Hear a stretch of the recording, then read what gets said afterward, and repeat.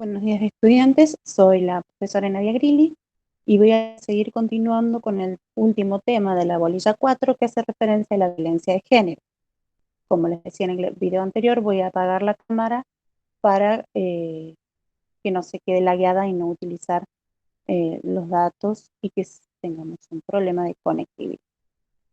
Bien, el tema que tenemos que trabajar hoy es la violencia de género. Este tema viene, estoy compartiendo pantalla, si me dan un minuto. Este tema viene acompañado, viene a desarrollarse en unidad 4, perdón, y viene a desempeñarse a través de,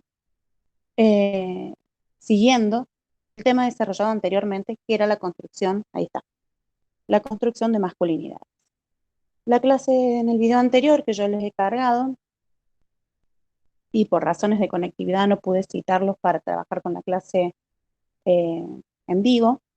En el video anterior yo les iba comentando de qué manera se construían a través de las características biológicas una serie de roles que se le atribuían a varones y mujeres por tener estas características biológicas, valga la redundancia. Y que dentro de la construcción de las masculinidades se moldeaba, se generaba esta masculinidad, era un dispositivo con el que se moldeaba a los sujetos, a los varones, para que respondieran a determinados mandatos sociales y entre ellos se legitimaban las eh, conductas de violencia, las conductas temerarias, eh, se los iba construyendo de modo tal de que se compitiese entre varones, yo les hablaba de tomar alcohol, de peleas callejeras, les iba contando de qué manera otros varones iban fiscalizando esa construcción de esa virilidad y cómo a través de los mandatos sociales, varones y mujeres, se iban tutelando que otros varones y mujeres cumplieran con determinados roles. Perdón. Bien, el tema a tratar es violencia de género. Luego trabajo desde la ley 26.485. La bibliografía que he utilizado es la del INADI. He utilizado material bibliográfico del Observatorio Ahora que sí nos ven, y de Leonor Walker y Rita Segato y Diana Mafia, que son otras autoras que ustedes las van a tener como eh, lectura complementaria. Sin embargo, el documento que les he confeccionado es un documento muy cortito y solo hace referencia al tema de la violencia de género y sus fases. Bien, vamos a recordar lo que habíamos desarrollado en la clase anterior, que hacía referencia a esta diferencia que el paradigma sexo-género plantea, que es en cuanto a los caracteres biológicos que se le atribuye a varones y mujeres una serie de roles. Entonces decíamos que el paradigma sexo-género planteaba tanto desde las ciencias sociales como desde las ciencias y la sociedad que a determinado conjunto de características biológicas se determinaba en la especie humana quién era hembra o quién era macho, quién era varón o quién era mujer, y debían cumplir con una serie de normas acordadas en este consenso social. Se ha hablado de que este paradigma entraba en crisis, el capitalismo, como forma de dominación, el patriarcado como una forma de dominación política, económica y social, ubica al hombre en el centro, por eso se habla de androcentrismo, y este hombre determinando una mirada como partícipe total de la realidad y con una serie de eh, eh, saliendo beneficiado en comparación con la mujer. Pero este hombre tenía que cumplir con una serie de características que hacían referencia a su heterosexualidad, a tener ciertos rasgos europeizados, es decir, no es lo mismo un hombre morocho con rasgos originarios a que un hombre heterosexual con rasgos europeizados, más rubio, eh, la cantidad de oportunidades que va a tener uno y otro va a depender precisamente de quién se acerque más al modelo estereotipado, ¿no? Entonces decíamos que el género era una construcción sociocultural. Cada sociedad le iba a poner determinado traje, le iba a dar a cumplir determinado rol, a cumplir determinado papel dentro de la película, si a través de la relación que hay con las características biológicas. Entonces decíamos en la clase anterior que estas conductas estereotipadas para lo femenino y para lo masculino las va imponiendo la sociedad. Hablábamos de los juegos, de los deportes, de las actividades en general que hacen que se construyan varones y mujeres. Esto condiciona roles, condiciona oportunidades, condiciona privilegios. Y de manera rápida, Diana Mafia habla del patriarcado y lo define como un sistema político de dominación. Victoria Suau habla de esta toma de poder histórico de los hombres por sobre las mujeres a través de este carácter biológico que nos diferencia y este sometimiento de las mujeres a cumplir con la maternidad, a la represión sexual, a esto de que la mujer debe ser asexuada si no es vista como libertina. El sexismo es este privilegio de varones por sobre las mujeres y entender a la mujer como dentro de esta relación inferior al varón, ¿no?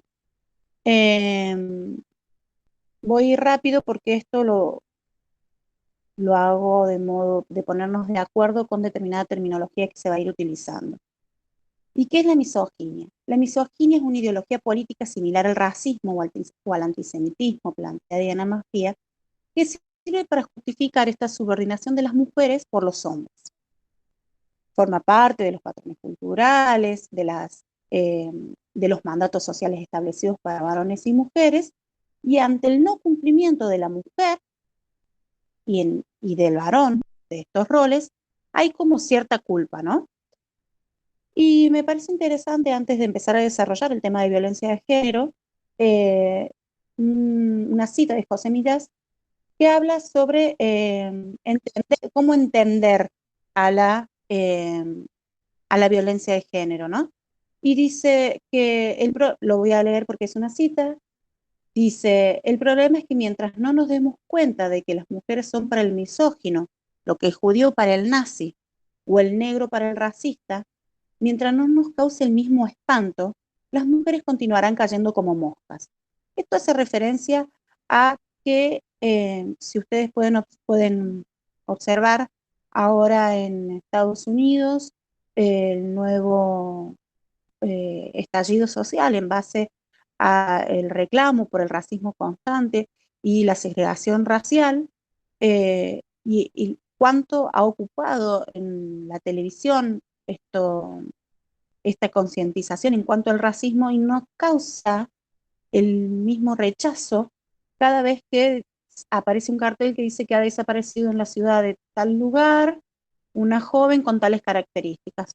Seguimos de largo, seguimos reproduciendo nuestra cotidianeidad sin detenernos a pensar que es una vida que puede estar truncada, una persona que puede estar necesitando ayuda y que a través de lo que la televisión y del modo en que la televisión vende la noticia, se refuerza ciertas, eh, voy a anotar algo mientras doy la clase para no olvidarme después, se refuerzan ciertas prácticas, ¿no?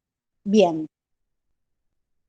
la forma por parte de los patrones culturales que muchas sociedades van legitimando hace que estas conductas se establezcan como reglas tanto para varones como para mujeres. Entonces, nos preguntamos, bueno, hablamos de violencia, y yo les preguntaría en clase cómo definen ustedes violencia. Van a ver que si se tomaran un ratito y le pusieran pausa al video y yo les pido que ustedes anoten qué es violencia, van a trabajar sobre nociones físicas y van a hacer referencia a algunas nociones psicológicas, pero no van a poder dimensionar de qué manera. y van a decir, bueno, en mi caso particular, no lo he vivido tan así, no ha sido tan así. Diana Mafia plantea que una de cada 5 mujeres es víctima de abuso sexual y una de cada 3 es víctima de algún tipo de acoso sexual. Entonces, si nos sentamos entre 10 personas en donde hay 5 mujeres, una de esas 5 sufrió por lo menos algún tipo de violencia. Bien, la ley 26.485 define la violencia como cualquier acto que por acción o por omisión, de forma directa o indirecta, en el ámbito que sea, provoque algún tipo de daño. Daño físico, psicológico, sexual, económico, patrimonial, que plantea cierta desigualdad de poder. Y dice, quedan comprendidas aquellas acciones perpetradas por el Estado y sus agentes. Es decir, que no solo se habla de violencia en un ámbito privado, sino que a través de la modificación de la ley se implica o se concierne al Estado, a la vida laboral de las mujeres, y se tiene en cuenta también todos estos ámbitos en donde las mujeres son víctimas de algún tipo de violencia, de manera directa o indirecta. Y cuando hablamos de violencia podemos entenderlo de una manera muy eh, fácil. Si decimos que se entiende por violencia toda aquella conducta que por acción o por omisión provoque algún tipo de daño, quiere decir que haga o deje de hacer algo y provoque algún tipo de daño, es violencia. Vamos a ejemplos. Por omisión, que la pareja deje de hablar con su pareja es un tipo de violencia, que la pareja deje de pasar, la expareja deje de pasar eh, la manutención es violencia, que la pareja actual deje de aportar a la economía y se utilice solo el dinero que ingresa por parte de ella, es violencia. Ya vamos a ir viendo a través de las modalidades de qué manera. Hay tipos de violencias. Esta tipología se comprende en la ley, están comprendidas en la ley, perdón, y también la podemos encontrar en mucho material bibliográfico. La violencia física o sexual, Foucault plantea que dentro de toda relación humana existe alguien que va a cumplir con un rol de dominador y otro con un rol de dominado. Esto dentro de las posibilidades de que pueda ser eh, cambiado, quien esté en el rol de dominador pueda ser dominado, pueda ser, y al revés, quien sea dominado pueda ser dominante, eh, plantea que puede haber cierto equilibrio siempre y cuando estas relaciones no se mantengan estanques. La violencia física puede ir desde un pellizcón hasta desde un pellizcón, pasando por una cachetada, hasta la muerte. La violencia sexual implica toda aquella eh, perpetración sexual a través de el no consentimiento de la mujer para cierto tipo de actividades sexuales, la que sea. La violencia emocional va de la mano de la violencia psicológica y hace referencia a ese daño que se provoca dentro de la psiquis de la mujer a través de, por ejemplo, yo recién les decía, eh, no hablarse o maltratar. El maltrato genera daño emocional y psicológico. Hablar de insultar, eh, tratar de inútil. eh, Hay frases como sos un inútil, ¿quién te va a querer? Si yo te dejo te quedas sola, sos lo que sos gracias a mí. Ese tipo de maltrato va socavando sobre el autoestima de la mujer, generando un daño emocional y psicológico. Y dentro de esta violencia emocional, el hecho de generar conflictos con la familia de origen de la mujer hace que la mujer se repliegue hacia la privacidad del hogar, cortando cualquier tipo de relación con su familia de origen, dejándola en un lugar de vulnerabilidad, ya que a nadie le gusta tener discusiones o peleas adelante de la familia o de cualquier persona y sentirse menospreciada porque genera un grado de humillación. Y más si la pareja agrede a la familia de origen de ella, hay como una necesidad de protección a los suyos y como una vergüenza sobre la situación en la que está viviendo, como una no aceptación. La violencia simbólica es aquella violencia que no se ve, aquella violencia que yo no logro palpar, aquella violencia que se ejerce a través del control y que no hace falta palabras que estén de por medio, sino que se genera de manera tal que la mujer va a modificar su conducta de modo tal de no generar ningún chisperío en la relación. Esto, por ejemplo, se ve cuando, no sé, llega un mensaje de texto y el varón dice, va caminando y dice, eh, ¿qué ya te están mandando mensajes? No dice nada. Hay, hay un control sobre la conducta de la mujer que se va a ejercer sobre ella porque ella va a cambiar su conducta de modo tal de no ofenderlo.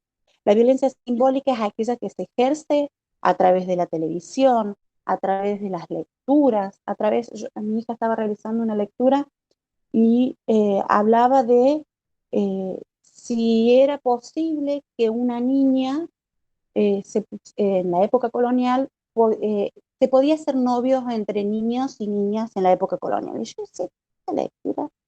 Entonces yo le preguntaba a mi hija, ¿y se puede? Sí, él puede ser novio de él, de ella, de ella, de ella, de él, ella enumerado. Pero el modo en el que está tratado la lectura genera un condicionamiento de roles. La mujer que se va a casar, los juegos que uno cantaba. Eh, no, ahora no se me viene ninguno a la mente, en clase se me suelen venir. Eh, bueno, la televisión, las publicidades en donde la mujer se plantea como quien limpia, se plantea como el sexo débil, se plantea como un estereotipo de belleza que debe cumplir, que esa es la tipa linda. Bueno, ahí se va socavando sobre la autoestima de la mujer de manera tal que sea un peso muy grande cumplir con eh, lo esperado para ella. Y hay nuevas modalidades y estas no aparecen en la teoría, pero no pueden quedar afuera porque tampoco por el momento están comprendidas eh, claramente en la ley. Si bien la ley habla del acoso sexual, del bullying, del grooming, del sexting y el pack social y el pack, es muy difícil de dimensionar este tipo de violencia. Y en esta caemos tanto mujeres y varones de manera igual. Eh, ¿Cuántas veces ustedes que son más eh, contemporáneos de la tecnología se mandan mensajes de texto o mensajes multimedia con videos o fotos con desnudos o reciben videos de otras personas y automáticamente eh, los chats privados en donde se conocen, conversan, llegan a un grado de intimidad en el cual intercambian información, videos de índole sexual, y después eso se convierte en material de chantaje. Entonces, justamente ustedes, que son los jóvenes propios de esta era, que han naturalizado esta metodología de comunicación como eh, está naturalizada como normal, deben tener especial cuidado en base a esto que les estoy contando. Hace poco asistí a una conferencia de delitos complejos que dictó el juzgado y hacía referencia a este tipo de violencias en los menores y de qué manera se utilizaba como red de captación de pedofilia y también se está utilizando como red de captación de trata de personas, que está contemplada dentro de la ley y está dentro de el tipo de violencia. La ingeniería social hace referencia a de qué manera las personas con esta necesidad de estar acompañadas, con tener un vínculo social con alguien, empiezan a brindar información sobre el lugar donde trabajan, el lugar a donde viven. Esto puede llevar mucho tiempo hasta que las personas puedan entrar en confianza y quien tiene la información luego lo utiliza como posibilidad de chantaje o hace viral los videos, bajo la amenaza de que hará viral los videos. Eh, no es de fácil, bueno, en la clase hace 15 días de filosofía yo les planteaba a los estudiantes, uno puede decir, ay, los varones tienen todos los videos llenos, todos los teléfonos llenos de videos con contenido sexual. Y yo les preguntaba a cuántas de las mujeres que estaban participando de la clase les había llegado el video íntimo de Luciano Castro. Entonces, por eso me refiero a esto de que eh, en las violencias caemos todos y en las nuevas modalidades también. Bueno, según la ley 26.485, tenemos ciertas modalidades y voy a detenerme en dos, eh, nombraré todas, pero voy a detenerme en dos. Se hace referencia a la violencia doméstica contra las mujeres, aquella que es ejercida contra las mujeres por un integrante del grupo familiar, sea en la casa o en la calle, y por un integrante del grupo familiar se refiere a que sea pariente o sea eh, allegado por consanguinidad o por afinidad. No es necesario estar casado. En esta implica la violencia ejercida por parejas o por novios, por exparejas. Eh, este inciso de la ley, esta modalidad de la ley se modificó dado que antes se hablaba de violencia intrafamiliar y solo se tenía en cuenta el contexto bajo la cohabitación bajo el mismo techo, y con la modificación de la ley se entiende aquella violencia que se ejerce, a la violencia doméstica, como aquella violencia que se ejerce hacia la mujer teniendo algún tipo de grado de eh, por parentesco, por consanguinidad, por afinidad, por matrimonio, por unión de hecho, por parejas o por noviazgo. Así sean exparejas, ¿sí? Eh, Después tenemos la violencia institucional, la violencia laboral, la violencia contra la libertad reproductiva, que vulnera el derecho de las mujeres a decidir libre y responsablemente el número de embarazos o el intervalo entre los nacimientos. Y este tipo de violencia, acá falta iluminar la violencia obstétrica, se relaciona directamente con la violencia obstétrica, que es la E que he marcado, que no la he resaltado, que hace referencia a la cantidad de veces que no es la mujer quien decide si va a gestar, sino que es su pareja. Eh, si es su pareja quien decide si se va a tomar pastillas anticonceptivas o cuál va a ser la modalidad de cuidado para no gestar. Es la pareja quien decide cuántos hijos se van a tener y muchas veces esta práctica de la de tener muchos hijos es un mecanismo de control del hombre por sobre la mujer. La violencia obstétrica, que es la que me falta resaltar, es aquella que ejerce el personal de salud sobre el cuerpo de la mujer. Y ustedes van a trabajar, por eso me quería detener acá, con la mujer y con personas en situación de vulnerabilidad. Y en la presencialidad yo les diría que si no tienen ganas de enfrentar situaciones eh, quizás violentas o desagradables con sus pacientes, o no tienen ganas de acompañar frente a un proceso de vulnerabilidad, elijan estudiar otra cosa, puesto que ustedes van a ejercer un rol de poder y de control por sobre los cuerpos de otras personas en situación de vulnerabilidad. Y la violencia obstétrica es una violencia ejercida en un marco institucional, pero que aparte tiene el agravante de que la mujer está en una situación de vulnerabilidad aún mayor. Entonces, esto de el parto de la mujer de manera violenta o sin empatía, sin realizarlo con contención. Se busca el trato de un parto humanizado, es decir, un parto acompañado, un parto que contemple la situación de vulnerabilidad de la mujer.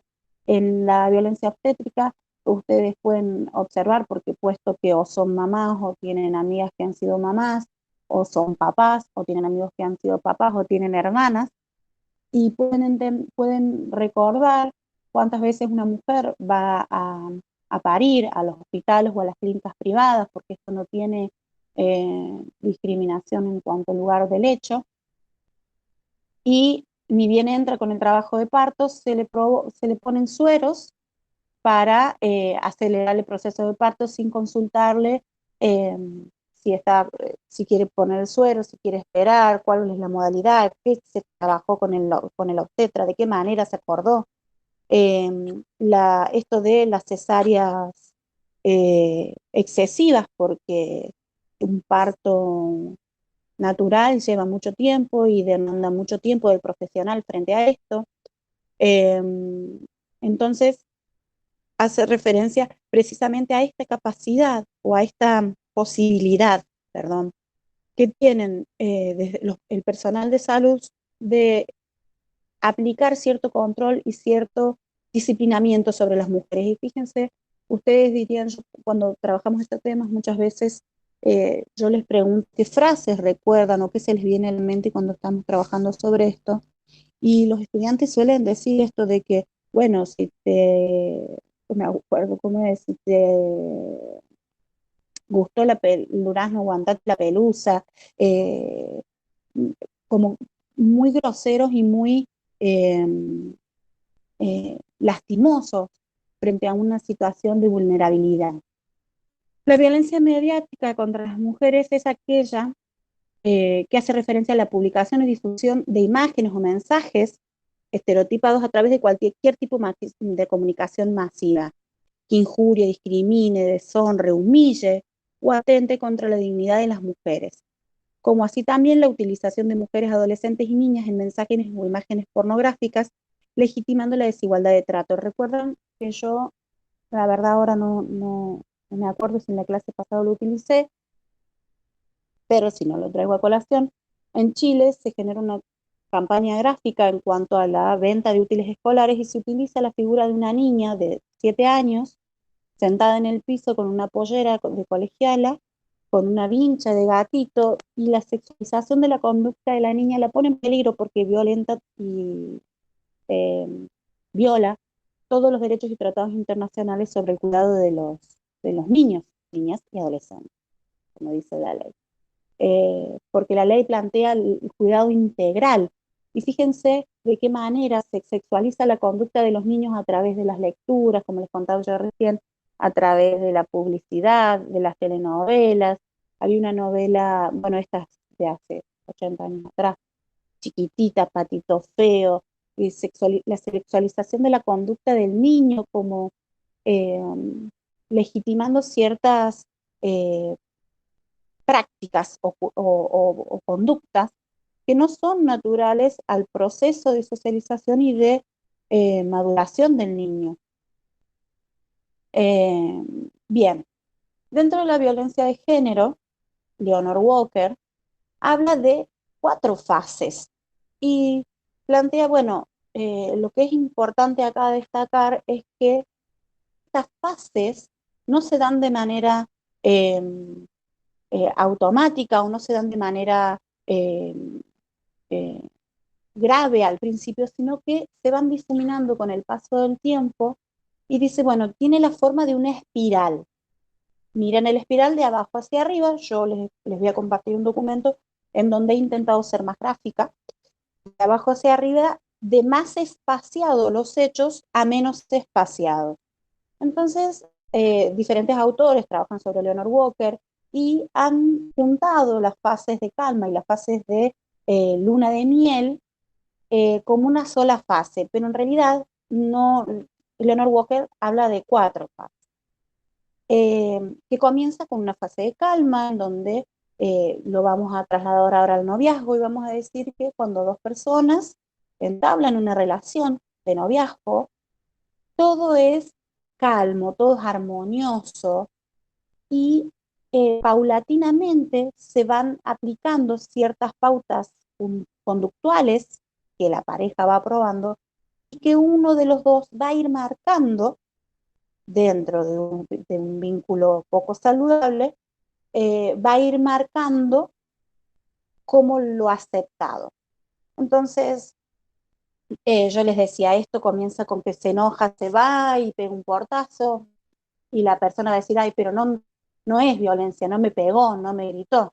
Pegar el portazo y salir en el auto fuerte es demostrar un enojo y demostrar cuán enojado estoy. Y ese cuán enojado estoy busca disciplinar la conducta de su pareja. Dentro de esta fase de calma no hay ninguna cuestión que se pueda interpretar como eh, extraña, sino que son dos personas en medio de una fase tranquila de la relación, y de a poco se empieza a ver ciertos chisporroteos, ciertas chispas. Esta fase la denomina Leonard Walker como la acumulación de tensiones. Y mira, todo el tiempo estás con el teléfono, con quien te mandas mensajes, todo el tiempo estás con tus amigas, ¿qué tanto tenés que hablar con tus amigas? Y total, yo estoy solo. Se van marcando ciertas molestias y se van haciendo saber. Y estas molestias van a tener dos posibilidades. La mujer puede también expresar su malestar en cuanto al reclamo de su pareja, o puede disciplinar su conducta para no enojar a su pareja.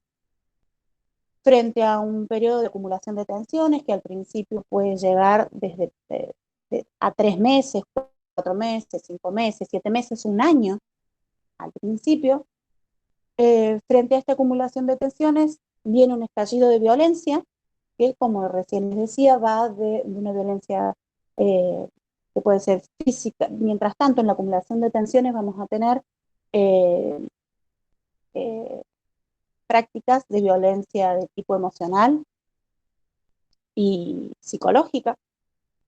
Y la fase del estallido de violencia es cuando se da el hecho en sí, cuando hay una discusión fuerte en donde se da lugar a insultos, a violencia física. Muchas veces el varón expresa su frustración ante la pelea y le pega una piña a la puerta o a la pared, demostrando cuán enojado está. Y otra vez esto genera en la mujer una luz de alarma de disciplinamiento, de que este varón se está enojando, entonces hay que modificar la conducta, o de temor, de susto. Eh, y luego de esto, casi inmediatamente después, aparece la fase de la luna de miel. En esta fase de la luna de miel o el arrepentimiento, el varón intenta pedir disculpas, disculparse, llena de halagos a su pareja, trae regalos, la agasaja, la invita a cenar, una vuelta al centro, una ida al cine, perdóname, y esto no va a volver a pasar. Y con un mensaje casi escondido, le plantea que, bueno, que es culpa de eso. También vos, mirá, todo el tiempo con el teléfono, eh, como legitimando su práctica sin hacerse cargo del todo. Y nuevamente empieza la fase de calma, la acumulación de tensiones, el estallido de violencia.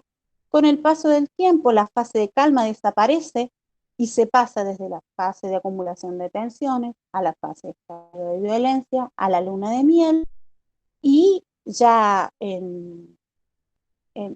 cuando la situación de los vínculos es cada vez más tóxico o menos saludable, se elimina la fase de luna de miel y hay un constante de la fase de estallido de violencia y de la acumulación de tensiones como sin parar. Y genera en la mujer, no recuerdo, por eso no lo he puesto en la bibliografía, una vez mientras hacía la práctica profesional y estudiaba este tema, la docente Nechi Rubio nos decía, eh, nos citaba el autor, no lo recuerdo, que decía que una mujer en esta fase de una relación en donde ya no hay fase de calma ni luna de miel, tiene el nivel de estrés de un prisionero de guerra.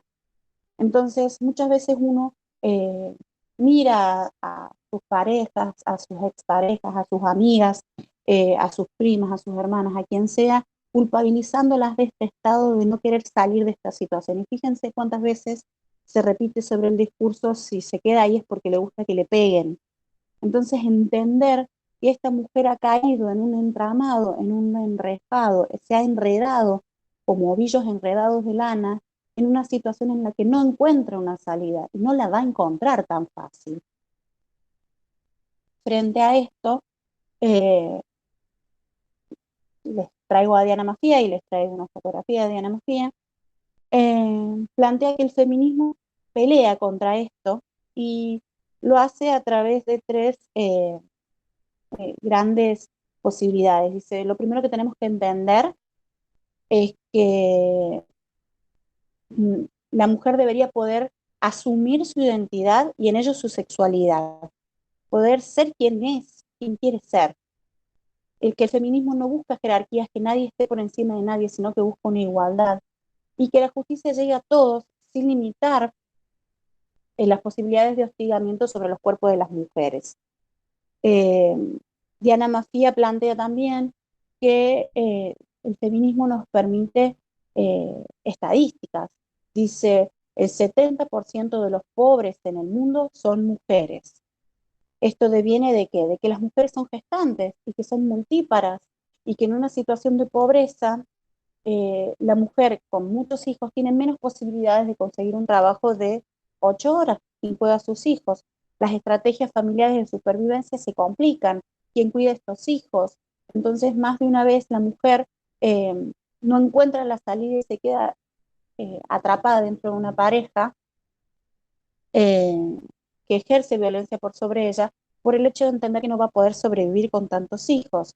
Eh, Plantea también Diana Mafía que por el hecho de ser mujer hay más posibilidades de morir en casa en manos de un femicida, porque están dadas las condiciones para que estas mujeres que se encuentran atrapadas no puedan salir y pedir ayuda. Fíjense de qué manera cada una de las marchas feministas es vista desde eh, la, el repudio. Ayer veía, ¿en dónde fue? Lo colgué en mi Facebook.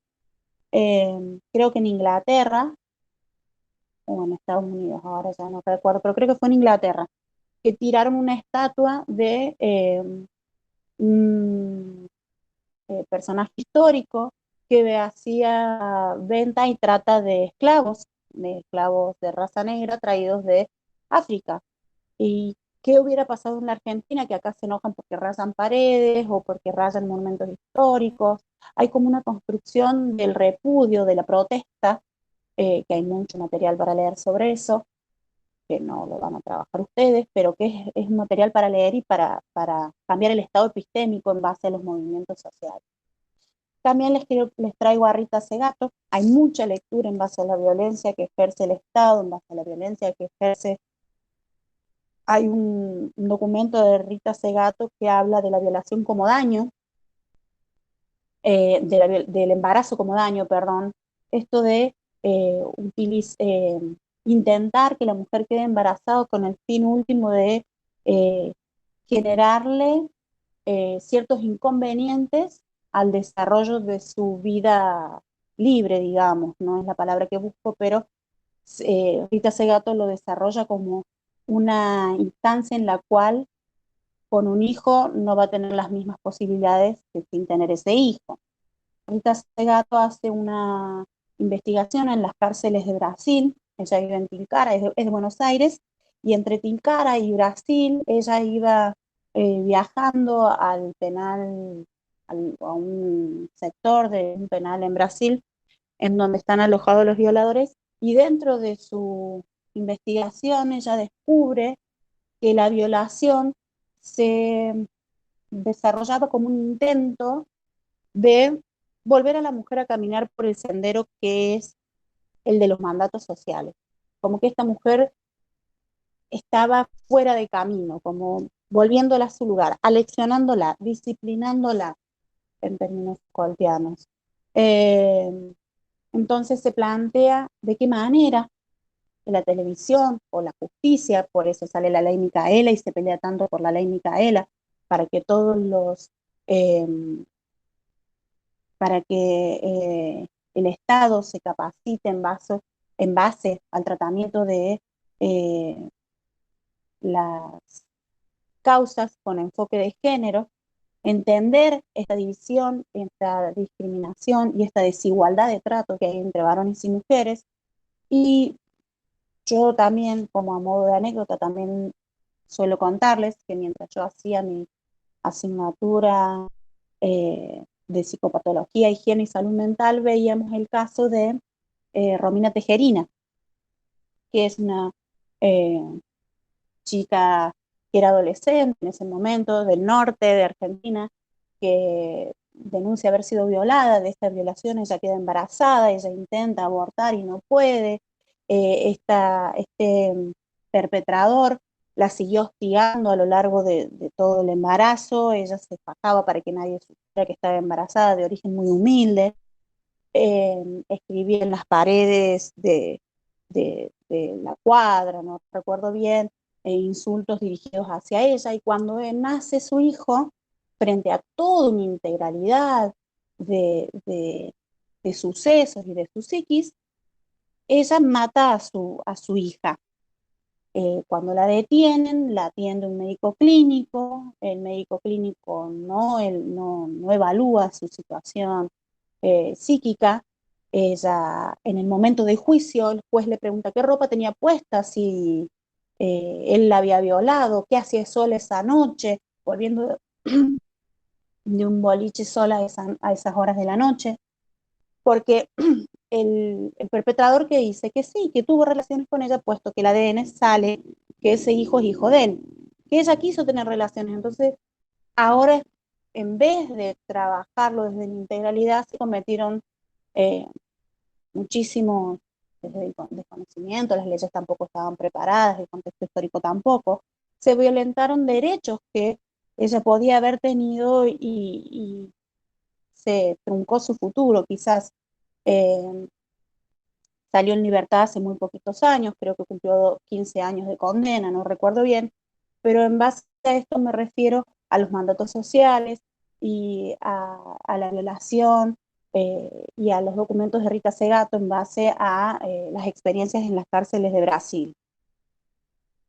Por último, quería cerrar con un filósofo feminista que ha sido destacado por eh, sus estudios y los aportes a la teoría queer y a la filosofía de género. Es de una lectura sumamente difícil.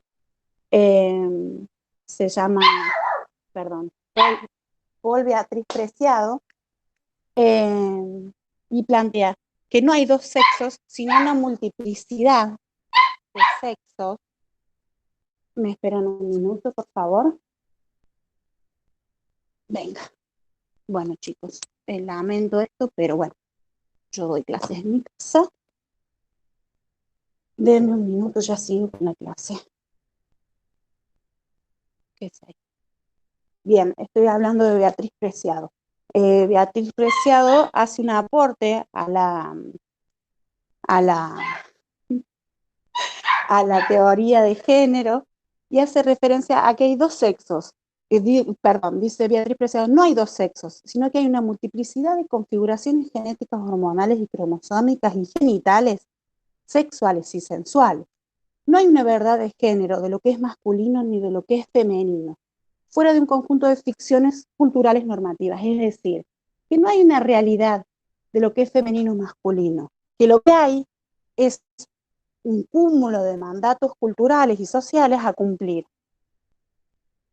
Uy, bueno, acá les tengo para que miren en silencio una serie de fotografías sobre marchas eh, en referidas a Ni Una Menos y el 8 de mayo, eh, para leer los carteles, para leer cuál es la expresión de las mujeres en las calles, cuál es la necesidad de escucha, que esto ya no sea algo que pase por el costado, sino que realmente nos alarme y haga que nos ocupemos. Se me bloqueó la computadora. Bien, quiero que yo les voy a dejar, porque este video se está generando ahora, les voy a dejar una serie de música que ustedes van a poder ir viendo, que videos de música, de compilados de música que hacen referencia eh, a ver, está proyectando, ¿por qué no lo veo yo acá? Que hacen referencia a eh, bueno, denme un minuto que por alguna razón, ahí, ahora sí, que hace referencia a los mandatos sociales y culturales establecidos a través de la música. Y frente a este compilado de canciones que yo les presento, aparecen videos de marchas. Entonces, todo tiene una carga simbólica para deconstruir eh, los mensajes o los mandatos que tenemos legitimados. Rita Segato dice que ella ¿cómo nos deconstruimos? ¿Qué significa deconstruir? Deconstruir no significa derrumbar.